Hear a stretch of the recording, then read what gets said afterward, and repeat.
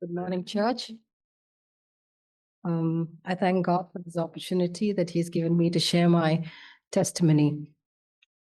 It was this first week of August in 2023, a regular Thursday, a regular routine. I was taking bath and I found a small heart thing on the right side of my breast, and immediately I'm a nurse.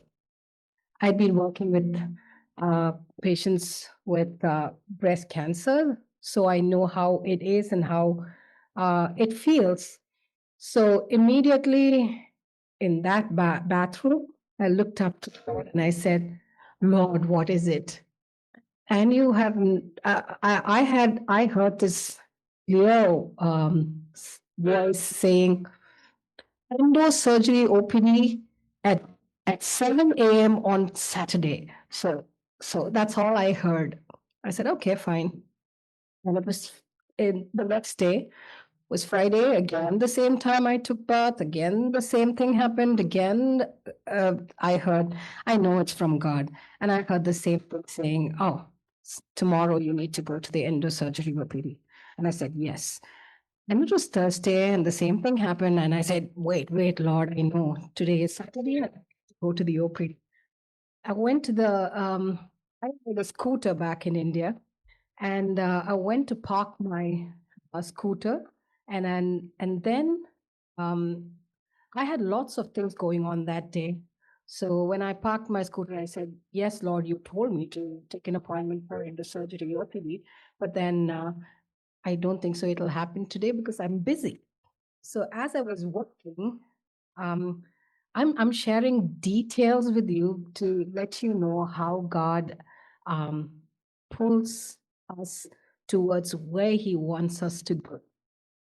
So, so as I was walking, I saw this friend of mine. She's my junior from school. So I called out her name and I said, "Hi, how are you, Jess? What are you doing here?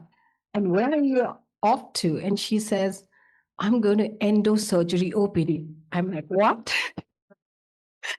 Oh, okay. And then she says something, and while we were talking, she gives me a real um, opinion about whom I have to see if I have such a problem. I didn't even tell her anything. So she directs me to this surgeon. She said, "I know in India, it's like a stigma to have such a thing." So she said, "I know it's a very stigmatizing stuff to go to a male doctor such for an examination, but I think you should go to Sean. Sean was a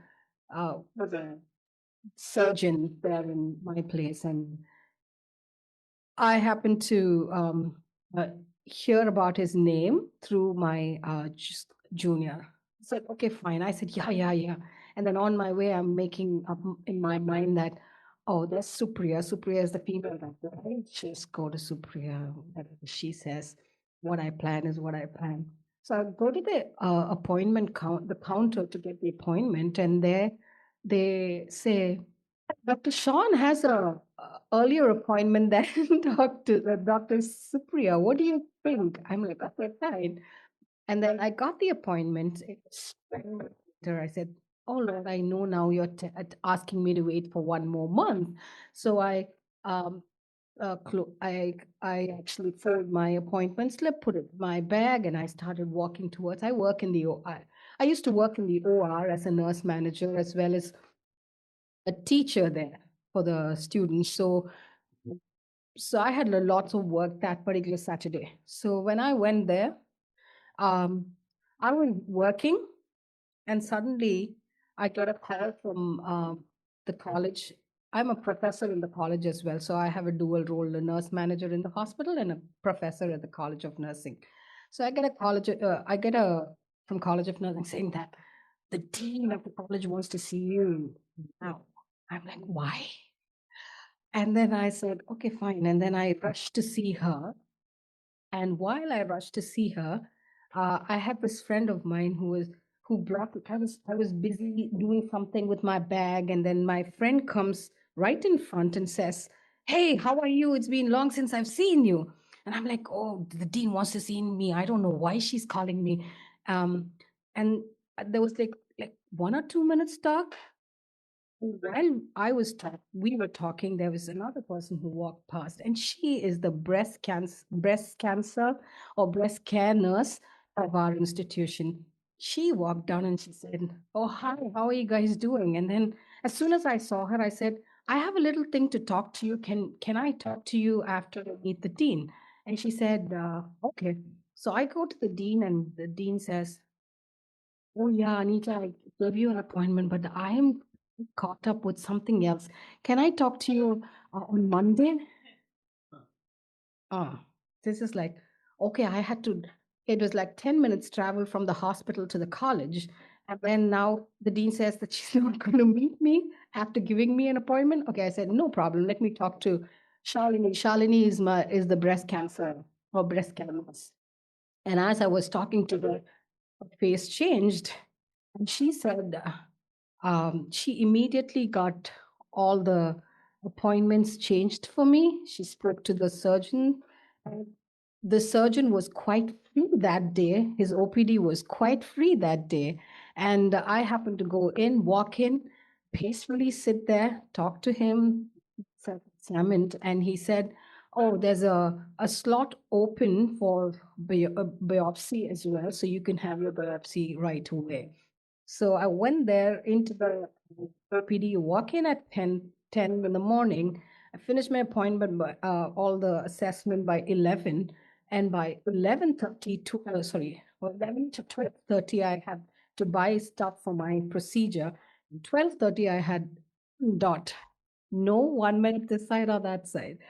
I had my biopsy exactly at 12:30, and it's actually a very strange situation, because in the hospital that I work in, and we see around 10,000 new patients every day. Every day, it's 10,000, and it's across the India that they come. So it's a very big institution. You can Google up Christian Medical College, Vellore, and it's a real big institution. So it's not easy to get an appointment. We have some leverage, but still we cannot override the patients for our benefit.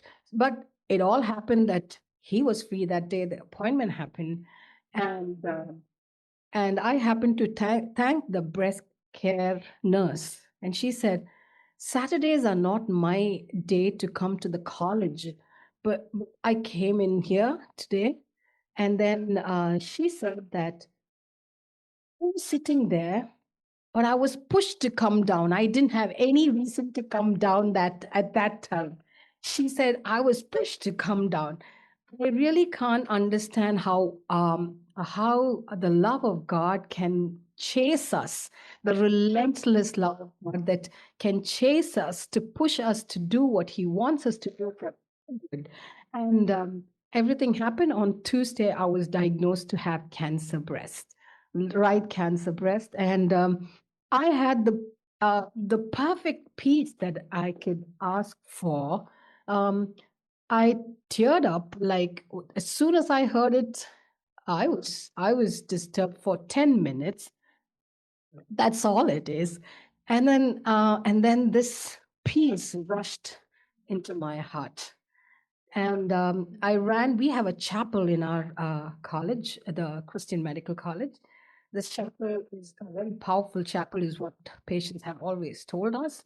So I went to the chapel, prayed for 10, 15 minutes, and that's when I felt the pieces stabilized inside me. And then what I prayed was just two line prayer. I said, "Lord, do not wipe the smile away from my face." And two, give me that's one thing. The second thing that I prayed was, give me those medical professionals who would who would trigger smile and happiness, and not snobbish. you know. So that was the second thing that I prayed. The third thing that I said was, whatever happens to me, let me have my faith. Let me have my faith. Let this be a testimony that can reach out to many, many people and draw them close to you.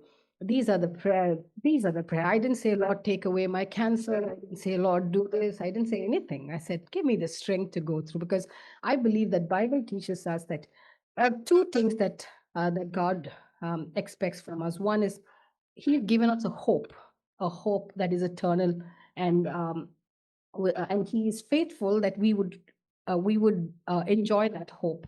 And the second thing that God has given us is the strength to move forward every day towards that hope. So I believe in these two things, and I was happy that so I went chemo, 6 cycles of chemotherapy.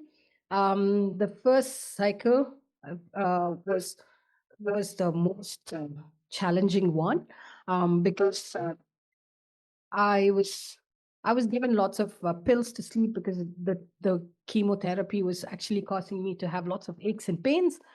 I was supposed to take lots of cyclophosphamide is one medication that I was on, and this was causing me to have hematuria, that's blood in the urine. I was supposed to take lots of water. I did not. So, and then I was having increased temperature with it. I just said a prayer. I said, Lord, I know I had this 100 and so there's so many things happened, but I want to highlight only one. I said it was day 5 after my first chemo. I had I was running temperature. It was 103 degree Fahrenheit. I was I had I was taking care of myself. Help. So I was giving the cold compress. I was taking the antipyretics and everything. But the temperature wouldn't go for 2 hours, and the temperature wouldn't go down. And then at the end, I said, I was weak. I said, Lord, I know in the Bible that you have healed Peter's mother-in-law of her fever, and the Bible records that she got up and served you. I want to talk about this to somebody. So I don't know, Lord, what you would do. It's been 2 hours. And then I remember I didn't even say amen. I just got up on my bed, and I was sweating. The fever broke. So that was the end of the fever. And then I saw this. I was clear after half an hour of me being fever free. I saw this tall figure. Who knew it's God, Jesus? So he's like this figure is like looking at me, like, I said, with all his heart, and his eyes were just filled with compassion towards me. And then I said, I was actually feeling a little uh, strengthened after the fever left me. And I said, oh, if this is Jesus, I don't want him to leave my room. So I said, in all my weakness, I got up, I got one a couch and put it next to my bed. I said, can you please stay here? Don't leave me. And then I went to the bed, and I slept well that night. And when I woke up, I physically couldn't see that image, that person anymore. But then in my spirit, I knew that God was there. So it was a struggle for my chemo. Then I went surgery, and then I underwent radiation. But all throughout, as I prayed, He never wiped away my smile. And as I prayed, He gave me the strength to overcome all the difficulties. And as I prayed, He was there with me, filled me with the peace that surpasses all understanding. So, whatever difficulty that we are in today, and we have come here today, God is there. We serve a living God, and we serve a God who died on the cross for our sake, and who rose up again for our sake. And like how Ramon rightly said that, He He has forgiven us despite us being his enemy. Yeah. So I think that's the challenge that uh, God, Jesus leaves us with this season, that, we have a forgiving God, we have a loving God, and we have a God who takes care of us despite our situations. Um, uh, the video now that you would see is a 4-minute video. It's not about the cancer. It's a funny thing. I used to have a very long hair, very thick and a long hair. People used to call me Rapunzel in India. Indian Rapunzel is what I was called as. So when I had cancer, there were so many people who hugged me and cried and said, "Oh, what will happen of your hair?" I said, "Oh man, my life is more important than this hair. This hair will grow up." Is what I said. But what you would see on the video would be about my smile and my hair. I hope you enjoyed, and thank you for listening. And I also want to thank God for bringing me to this church. The first question that I asked, Maria asked, "How did you find us?" And I said, "Yeah, I found you online." And then I was talking to Mr. Ruel, and he was saying, he was asking, "So what made you come?" I said, "Your statement, your belief statement is the one that actually attracted me to your church." And I'm blessed that God directed me to this church, and I'm so happy that I could be a part of you. I praise God for this opportunity. Thank you.